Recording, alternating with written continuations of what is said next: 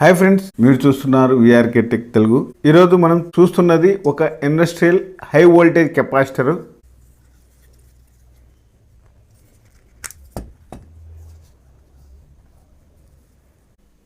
ఇది మామూలు టీవీలలో చార్జర్లలో వాడే కెపాసిటర్ కాదు. ఇది 400 వోల్ట్స్ 2100 మిఎఫ్ ఎలక్ట్రోలైటిక్ కెపాసిటర్. ఇది ఇలాంటి కెపాసిటర్ ను ముఖ్యంగా ఇన్వర్టర్, విఎఫ్డి డ్రైవ్స్, యూపీఎస్ లో ఎక్కువగా ఉపయోగిస్తారు.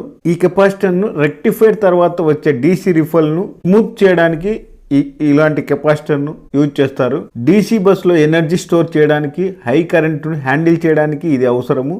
ఇందులో high voltage rating, long life 105 degrees, ఇందులో హెవీ కరెంట్ కెపాబిలిటీ ఉంటాయి.